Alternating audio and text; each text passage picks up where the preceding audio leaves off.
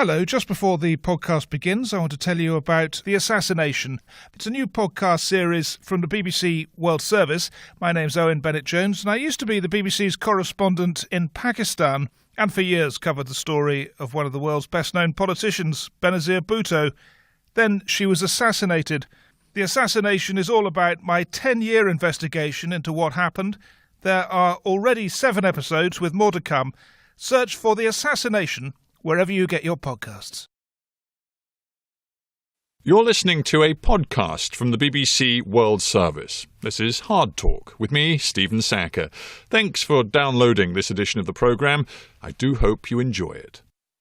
Welcome to HARDtalk on the BBC World Service with me, Stephen Sacker. My guest today is a loyal minister in the government of a leader, Turkey's Prime Minister Recep Tayyip Erdogan, who demands total loyalty. Mehmet Simsek is a remarkable story of success against the odds. His parents were poor and illiterate Kurds from southeast Turkey.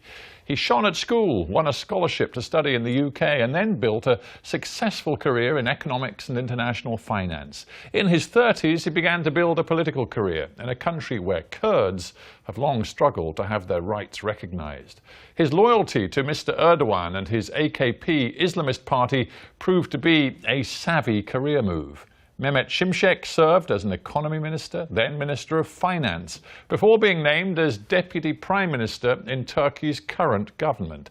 He is a high-profile, English-speaking defender of policies which have roused alarm and condemnation in the West, namely systematic repression of dissent in the wake of a failed coup attempt in 2016, and an assertive military stance in the region, which has seen Turkish forces mount a major offensive inside Syria in recent weeks.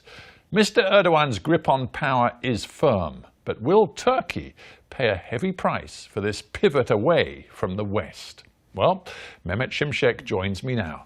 Welcome to HARDtalk. Thank you. I think we have to begin with Turkey's military operation over its border in northern Syria. It is a dramatic intervention in the affairs of Syria. You said when it began weeks ago that it would be very brief. It no longer looks as though it is going to be brief. Well, first of all, we had no choice but to do this operation.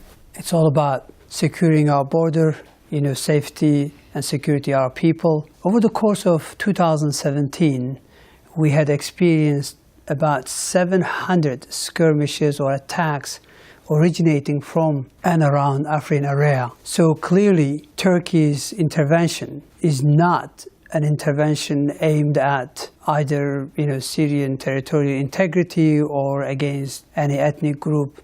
We have no quarrel with either Kurds. We want a unified and stable and peaceful Syria. But if I may, there's a disingenuousness about Turkey's position. I mean, you talked about it being brief.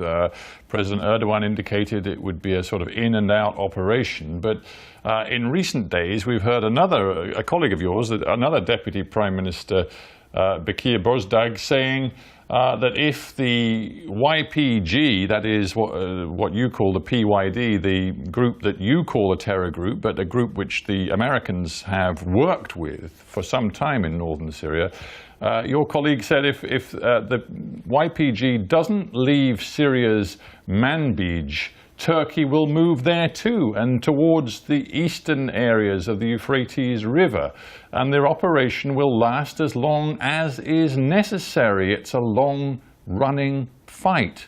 Very different words from yours. Okay, we're paying a maximum attention to make sure that the operation is surgical and we don't have civilian collateral damage. So that's why it's moving very slowly. Now, as far as Manbij area is concerned, Manbij, prior to recent conflict, it was 95% populated by Arabs. Most of that Arab population is now refugee in Turkey. So essentially PYD-YPG, which is a subsidiary of PKK. Well, so you say. But Well, it is. The Americans clearly. The U.S. administration has admitted that. Well, the Americans do not accept your characterization of the YPG as a terror organization. In fact, they have trained them, they have offered them support, and we know that the Americans who have a base close to Manbij are looking at incorporating elements of the YPG into a so-called border force.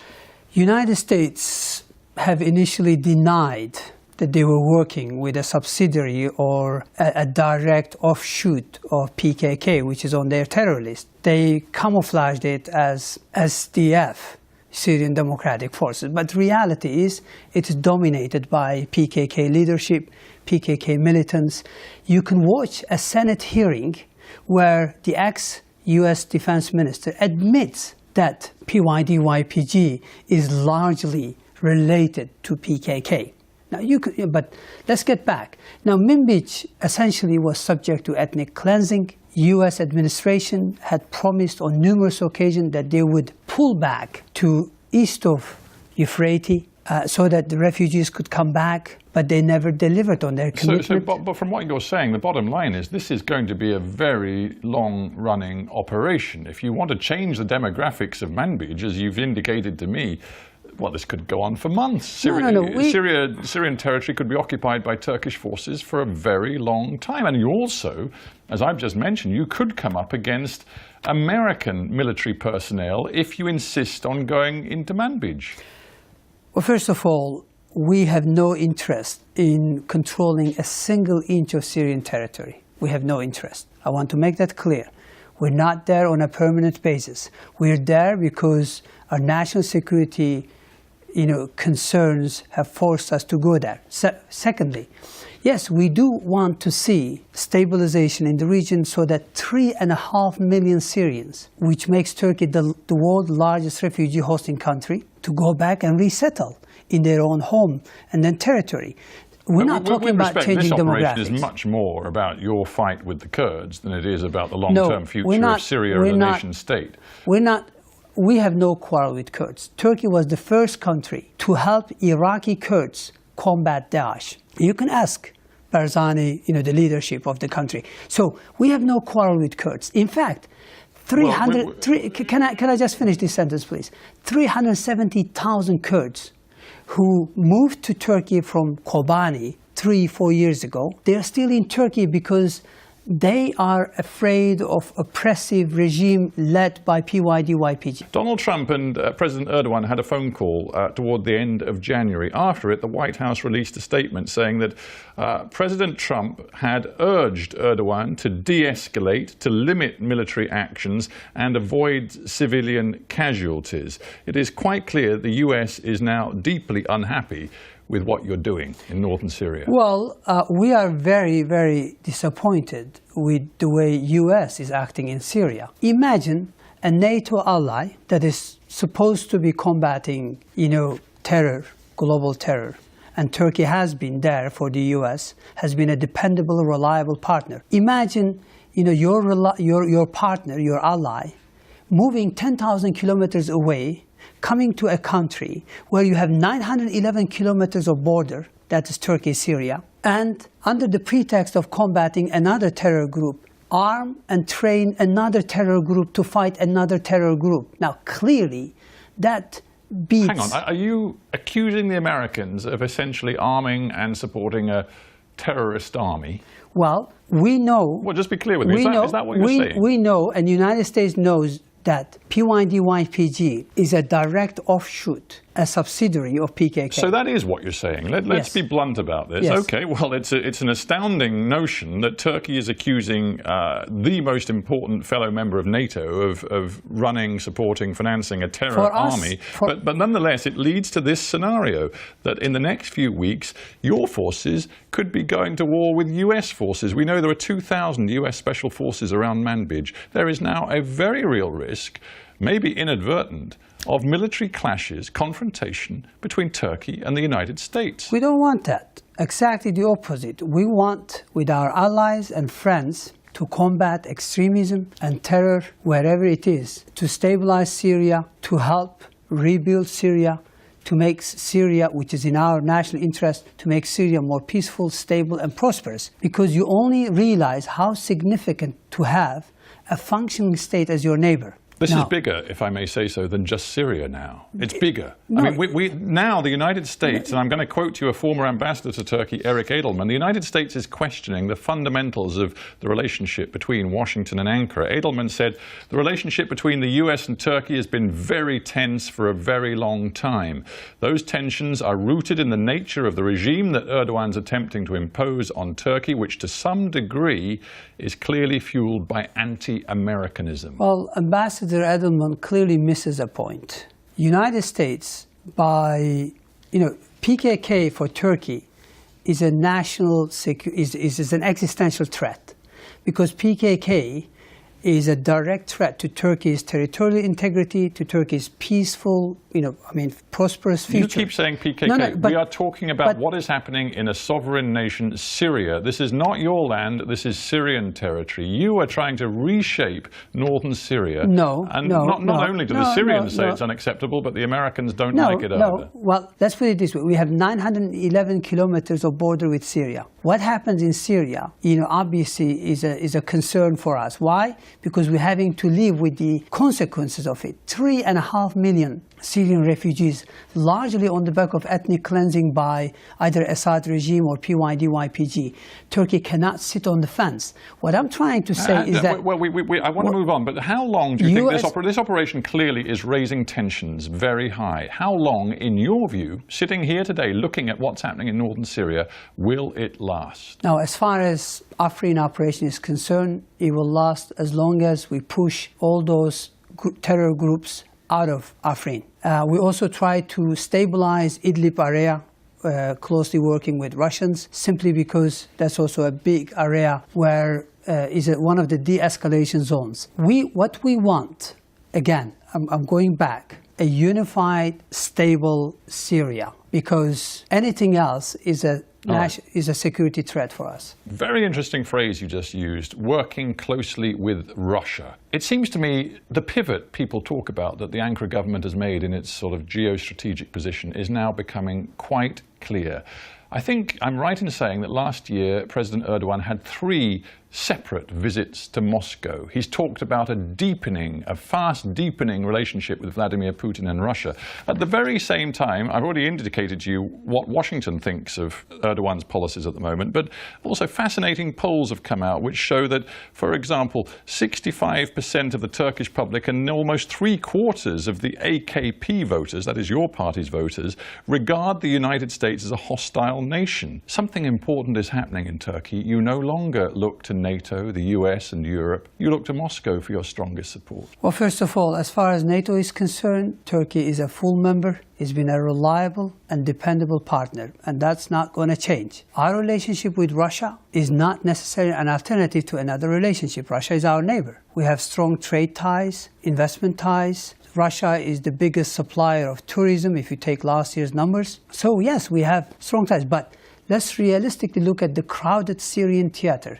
Syrian theater requires working with all these players on the ground. But I'm not just talking about the Syrian theater anymore. I'm talking about Turkey's overarching strategic position. Let's look at a couple of other facts. The Germans, deeply critical of Turkish policy, not just external but internal as well. And as was Foreign Minister Sigmar Gabriel saying last summer that he would no longer advise German businesses to invest in Turkey, a place where even completely innocent companies are judged as being close to terrorists. We also have the fact that the Netherlands, also one of the biggest overseas investors in Turkey, has withdrawn its ambassador. Currently, your diplomatic relationship with the Netherlands is in cold storage.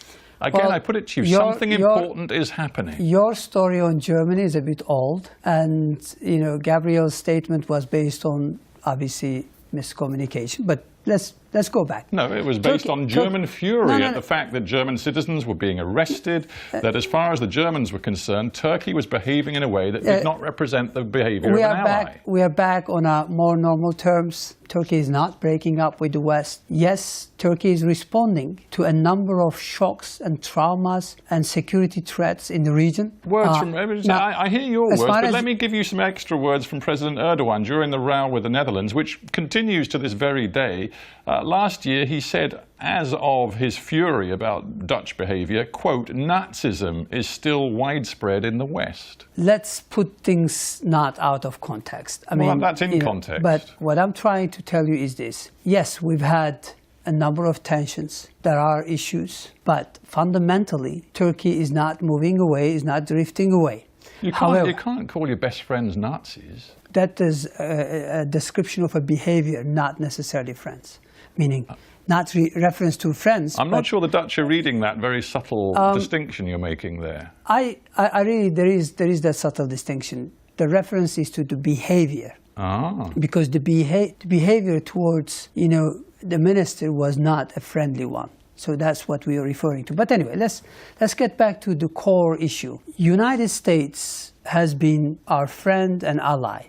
We want United States to understand our concerns and to address them in a way that is consistent with reliable partnership and alliance that we are in. Another thing that the operation in northern Syria has revealed is the continued commitment of the Erdogan government, your government, to internal repression. Now, in the days since the military offensive began, 570-odd people, according to Reuters news agency, have been detained for social media posts and protests criticizing that offensive. We even had the extraordinary sight of 11 senior members of the Turkish Medical Association, being detained because they called for peace. How long is this repression going to continue? Let's put it this way. First of all, no country allows glorification of violence or terror. Doctors calling for peace, is that glorification of terror?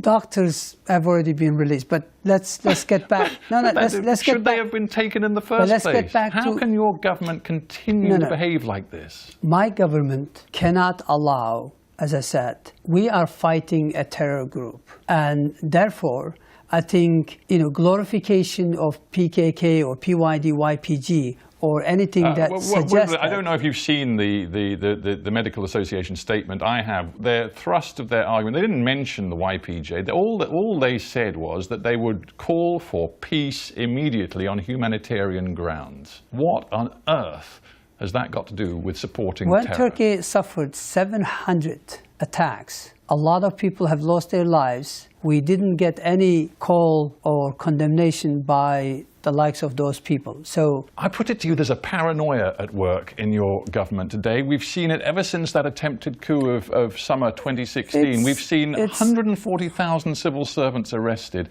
55,000 people or more, including writers, journalists and academics, arrested. It is a national paranoia that Mr. Erdogan is indulging in. It's not a national paranoia. I think it may be an alien concept to you to understand that a cultish network, a religious secretive network, could build 50 years. Just to be clear for our audience, you're talking about the Gulenists. I'm talking about FETÖ, yes. This criminal network, for 50 years, they've recruited people from early age, and they infiltrated in all government bodies, including the army, the police, the judiciary, etc. Now, in 2016, there was a bloody coup attempt. Had that coup attempt been by a few rogue officers, Turkey wouldn't have gone down this path. But let me finish. This is much more complicated, but I understand why you can't understand this. Why? Because clearly, for something like that to happen, it's very unusual. But it's real in Turkey. Or just maybe the observers of Turkey who know the country very well, many of whom live in it, have independence as human rights observers and others, say that it's quite clear that the Erdogan government is using this notion of an all-out sort of confrontation with an embedded Gulenist movement to just take on all of its dissenters, its critics, round them up and silence them. No. There is still a lot of criticism, and we are open to criticism. Constructive criticism is more than welcome. However, you have to understand that what Turkey has gone through is not ordinary. It's complicated, and it's a product of 50 years of planning and infiltration. Turkey, by actually combating this FETÖ network, is saving its democracy, is saving its rule of law. Mr. Deputy Prime Minister, you're a man who's trained as an economist. You used to serve as Minister of Finance. You care deeply about the Turkish economy. The fact is that given you've got this resumed conflict with the Kurds in the southeast of your country, across the nation, but primarily in the southeast of your country, you've got this unstable situation on your border with Syria and military forces inside Syria, and you've got this massive repression inside your country. International investors look at Turkey today and they think, not worth the risk. FDI, foreign direct investment, down, Turkish currency weak, you've got big problems. Actually, a lot of investors disagree with you. Let's look at the numbers. Last year through November, we attracted $11.8 billion of foreign direct investments and close to $12 billion of net portfolio inflows. FDI down 19% last year. Well, if you look at FDI for the past 15 years, it averaged to about $12.1 billion. That compares, by the way, with only $750 million in the previous 20 years. My government must have done the right things to attract $190 billion of foreign direct investments over the past 15 years. But look at the attitude of the European Union. Unless you change tack, Europe is not going to regard, never mind regarding Turkey as a potential member of the European Union, it's not even going to regard Turkey as a viable business partner. Last year, it was a difficult year. Turkey went through a rough patch from 2016 onwards. It's true. And that led to significant tension with some of our friends, allies, and partners. That's also true. However, since then, relationship across the board has been on demand, that's first. Secondly, in particular with Germany, we now have good dialogue. We are back to some sort of normalcy. You're trying to tell me that things are, to use your words, normalizing, but here's the words of a Turk who currently is in Washington, Soner Çağatay. He says this: Erdogan's policies of demonizing the opposition have created a deeply polarized society. Half of Turkey now despises him and will not accept him as leader. On the current trajectory, Erdogan's policies will deepen Turkey's crisis and may trigger civil conflict. Clearly, I'm not going to comment on specific individuals' comments, but let me put it this way. A polarized country. On combating terror, Turkey is united. But a polarized nation. Can I just please finish my sentence? On combating FETÖ, this Gülenist criminal network, whether you're leftist or right or whatever pro-AK party, almost unanimous support. You can see it. Look at various polls. There are issues where obviously there is polarization, but on major core issues that you have highlighted here, I think there's a very strong Turkish backing. However, having said that, I'm not arguing that things are as good as we would like it to be, but they're not as bad as being portrayed by some of these sound bites. There's a lot of cherry picking. I'm sorry for saying that. I have to say it. And I disagree with some of the descriptions, but let me tell you this. Turkey is an important country. Turkey is right now providing education to 600,000 school-age Syrians. That is the biggest investment in peace and stability in the future. Turkey is key. We have gone through a difficult period. We want a little bit of empathy, a little bit of benefit of doubt and solidarity. Deputy Prime Minister Simsek, I thank you for being on Hard Talk. Thank you very much indeed. Thank you very much. That was an edition of Hard Talk presented by me, Stephen Sackur. For details of our complete range of podcasts and our terms of use, go to bbcworldservice.com/podcasts.